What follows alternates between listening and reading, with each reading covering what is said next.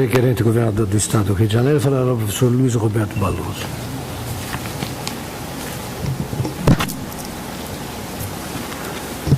Excelentíssimo senhor presidente, ministro César Peluso, excelentíssima senhora ministra, senhores ministros, senhor ministro Luiz Fux, senhor procurador-geral da República, doutor Roberto Gurgel, senhoras e senhores, é sempre um prazer e uma honra estar aqui nesta tribuna e poder merecer a atenção de vossas excelências. Eu espero estar inspirado e à altura da importância desse momento para milhões de pessoas pelo Brasil afora. Senhores ministros, o que vale a vida são os nossos afetos. O amor e a busca pela felicidade estão no centro dos principais sistemas filosóficos e no centro das principais religiões. O amor a Deus, para quem acredita, o amor incondicional dos pais pelos filhos, o amor dos filhos pelos pais, o amor ao próximo, que é esta bênção representada pela fraternidade, o amor próprio, que nos dá paz e segurança no curso da vida, mas não o amor narcísico, que é o amor que se basta a si próprio. E por fim, e por mais importante, o amor apaixonado, que é o amor de um homem por uma mulher, ou de uma mulher por um homem, ou de uma pessoa por uma pessoa. A vida boa é feita dos nossos afetos. A vida boa é feita dos prazeres legítimos. A vida boa é feita do direito de procurar a própria felicidade. De modo que o que se pede aqui, em primeiro lugar, que este tribunal declare na tarde de hoje, é que qualquer maneira de amar vale a pena. E pronuncie a consequência natural dessa constatação. Ninguém deve ser diminuído nessa vida pelos afetos e por compartilhar os seus afetos com quem escolher. O amor homossexual é vítima de preconceito ao longo dos séculos. E eu cito aqui 3 exemplos emblemáticos. Em 1521, as ordenações manuelinas previam que os homossexuais deveriam ser condenados à morte na fogueira, ter os seus bens confiscados, e 2 gerações seguintes da família deles seriam infames. Outro exemplo, em 1876, Oscar Wilde escreve um poema belíssimo chamado O Amor que Não Ousa Dizer o Seu Nome, em que confessa a sua paixão homossexual. Oscar Wilde foi condenado a 2 anos de prisão e a trabalhos forçados em razão desta poesia e da sua orientação sexual. E um terceiro exemplo, na década de 70, um soldado americano condecorado na Guerra do Vietnã assume a sua homossexualidade e é sumariamente desligado das Forças Armadas e produz uma frase antológica: por matar 2 homens, recebi uma medalha. Por amar outro, fui expulso das Forças Armadas.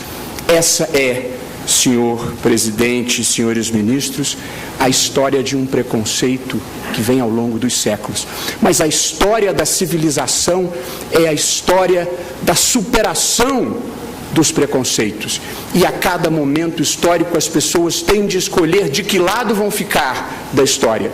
Se vão avançar o processo social e incluir todos, ou se vão parar o processo social e cultivar o preconceito. De modo que é possível decidir essa questão olhando para trás, onde se avistam milhões de judeus que foram massacrados em campos de concentração, milhões de negros que foram transportados à força em navios negreiros, mulheres que atravessaram os séculos oprimidas moral e fisicamente pelas sociedades patriarcais, deficientes que foram sacrificados, índios que foram dizimados.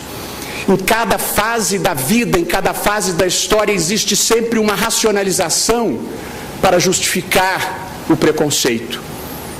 Mas é possível também julgar esta matéria olhando para frente, e não para trás, olhando para a criação de um mundo melhor, de uma sociedade mais justa, de um tempo de fraternidade, de um tempo de delicadeza, um tempo em que todo amor possa ousar dizer o seu nome.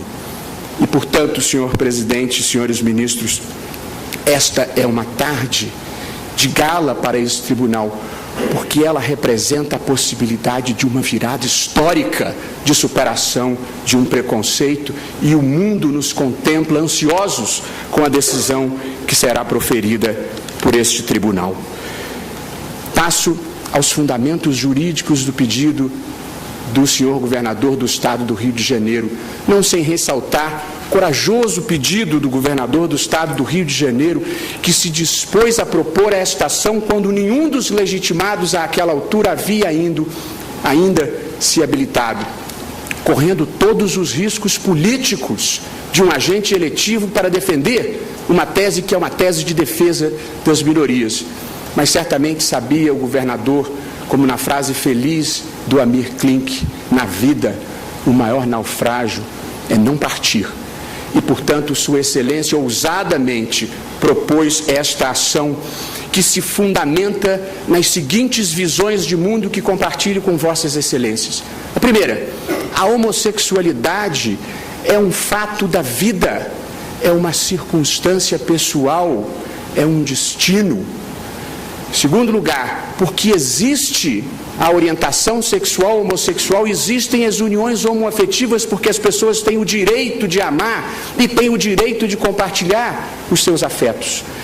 Mas a ordem jurídica não contém uma norma específica que cuide das uniões homoafetivas. E é por isso que se está aqui neste tribunal. E o governador do estado do Rio de Janeiro pede a Vossas Excelências que reconheçam que as uniões homoafetivas devem ter o mesmo regime jurídico das uniões estáveis convencionais.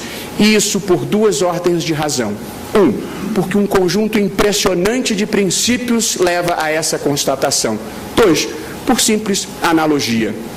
E passo, senhor presidente, a deduzir brevissimamente quais são esses princípios. O primeiro deles, por óbvio, o princípio da igualdade. O princípio da igualdade significa que as pessoas têm direito a igual respeito e consideração. Significa que as pessoas têm o direito de serem reconhecidas na sua identidade, ainda que representem minorias.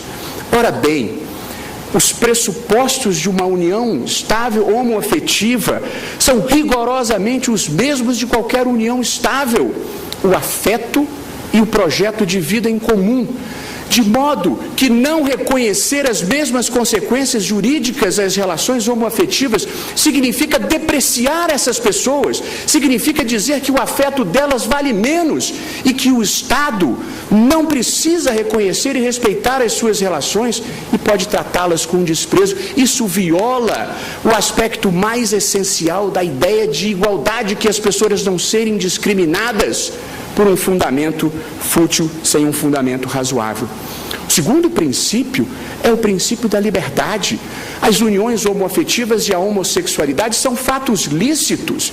A liberdade, em sentido geral, significa poder fazer aquilo que a lei não interdita. E a liberdade, na sua dimensão mais nuclear, é a autonomia privada, é o direito de cada pessoa fazer as suas valorações morais e fazer as suas escolhas existenciais. O Estado não tem o direito de interditar um direito fundamental de uma pessoa de escolher, uma pessoa maior e capaz, duas pessoas maiores e capazes escolherem onde vão colocar o seu afeto e o caminho que querem percorrer para a sua própria felicidade. E o terceiro princípio é o princípio da dignidade da pessoa humana, já lembrado pelo Dr. Gurgel, e que na sua expressão mínima, compartilhada pelo mundo, significa que ninguém nesse mundo deve ser tratado como meio para a realização dos projetos alheios. As pessoas devem ser tratadas como fins em si mesmas e, consequentemente, impedir uma pessoa de colocar o seu afeto e a sua sexualidade onde está o seu desejo é o mesmo que aprisionar-lhe a alma, é instrumentalizá-la ao projeto dos outros, às metas coletivas, é impedir esta pessoa de existir na plenitude da sua liberdade de ser, querer e de pensar. Viola a dignidade da pessoa humana, impedir que ela coloque os seus afetos onde tem o seu desejo e seja respeitada por isso. Há outros princípios como o da segurança jurídica, mas eu preciso ir adiante para dizer que, ainda que não fosse pela aplicação direta desses princípios, dever-se aplicar o mesmo regime da união estável à união homoafetiva por simples analogia. Não há norma expressa na Constituição, não há norma expressa na legislação ordinária, portanto há uma lacuna normativa. A jurisprudência, então, tem oscilado. Alguns acórdãos entendem que deve se tratar como uma sociedade de fato, e outros acórdãos entendem que deve se tratar como uma união estável. Uma pergunta muito simples.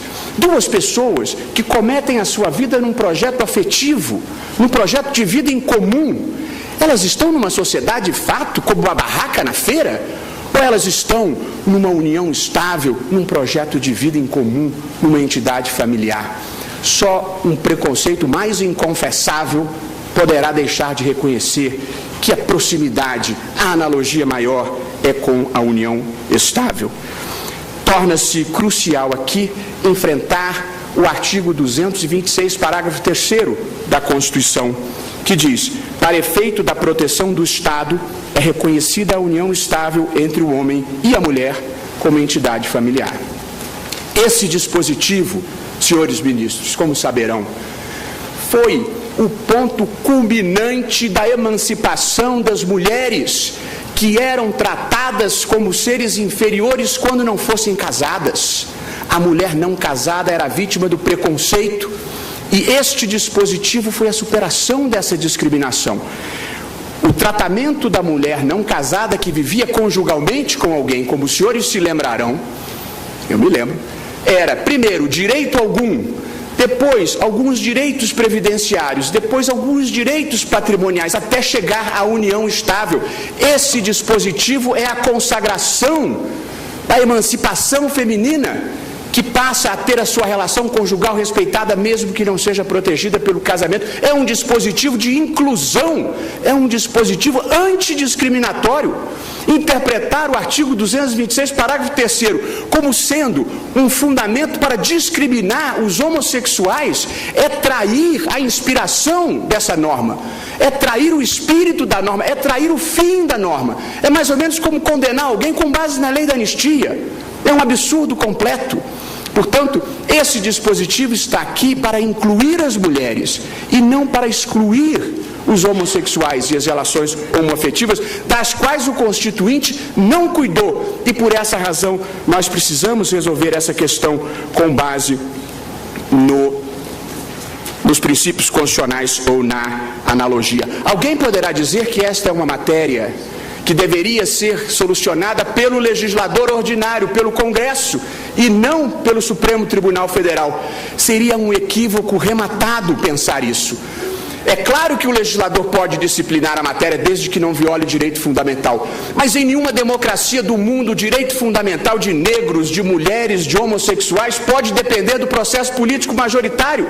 As minorias são protegidas por tribunais constitucionais, pela jurisdição constitucional, por juízes corajosos que dizem ao processo político majoritário: mesmo que vocês não estejam respeitando essa minoria, nós, em nome da Constituição, impomos o respeito a elas. E o respeito a essas minorias significa tratá-las da mesma forma que se trata a união estável.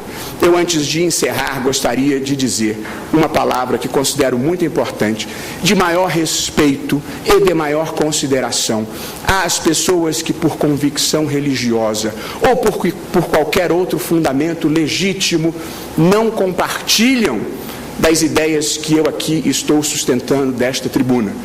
E não tenho aqui a pretensão de mudar a convicção nem a fé de qualquer pessoa.